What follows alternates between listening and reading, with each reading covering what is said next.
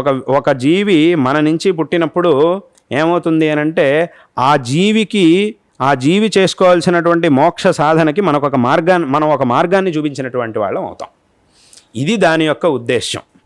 కాబట్టి మనం ఆ జీవికి కావాల్సినట్టు ఆ జన్మించిన తర్వాత ఆ జీవిని చక్కగా మనం చూసుకొని మన సంతతిని చక్కగా మనం చూసుకొని వాళ్ళకి మంచి సంస్కారాన్ని ఇచ్చి వాళ్ళకి మంచి మార్గంలోని కనుక వాళ్ళని తీసుకొస్తే అప్పుడు మనం వాళ్ళకు ఒక మంచి జన్మని చూపించినటువంటి వాళ్ళం అవుతాం.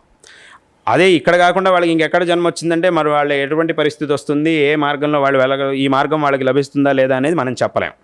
అదే మనకు కనుక జన్మిస్తే మనం వాళ్ళకు ఒక మంచి మార్గాన్ని చూపించగల వాళ్ళం అవుతాం. కాబట్టి మీ మనస్సులో మీరు మంచి చేయాలనే మీరు అనుకున్నారు, కానీ చేస్తున్నటువంటిది మాత్రం తప్పు అవుతోంది. కాబట్టి అక్కడికి ఏమైందంటే ఈ సంతతి అనేది కలిగింది అని అంటే అప్పుడు మీరు ఒక జీవికి ఆ మోక్ష సాధన, ఈ సంసారం నుంచి మోక్షాన్ని పొందడానికి కావాల్సినటువంటి ఒక ఉపాయాన్ని మీరు చూపించిన వాళ్ళు అవుతారు. అసలు దీని యొక్క ఉద్దేశ్యమే ఉండేది అది.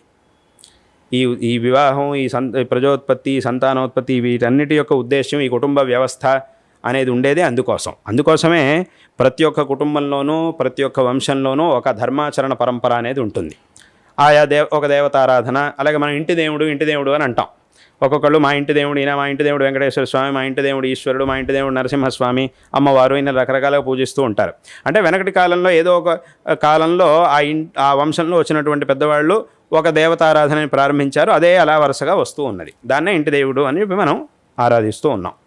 అంటే ఈ రకంగా చేయడం ద్వారా ఏమవుతుంది, ఇప్పుడు ఒక వంశంలో పుట్టి ఆ వంశంలో వచ్చినటువంటి ధార్మికమైన ఆచరణలు వీటన్నిటిని చేయడం ద్వారా ఏమవుతుంది అంటే ఆ వంశంలో జన్మించినటువంటి అందరి వ్యక్తులకి కూడా ఒక మంచి మార్గం, ఈ దుఃఖాలన్నిటి నుంచి కూడా ముక్తులవ్వడానికి ఒక మంచి మార్గం అనేది లభిస్తుంది. కాబట్టి అందుకోసమే ఈ పరంపర, ఈ కుటుంబ వ్యవస్థ అనేది వచ్చింది. అందుకోసం ఒక కుటుంబం అంటే ఇలా ఉండాలి, ఆ కుటుంబంలో ఉన్నటువంటి వ్యక్తులు ఫలానా సంస్కారంతో ఉండాలి, ఇటువంటి ఆచరణలను చెయ్యాలి అని చెప్పిందే అందుకోసం. ఈ కుటుంబ వ్యవస్థ అనేది వచ్చిందే అందుకోసం.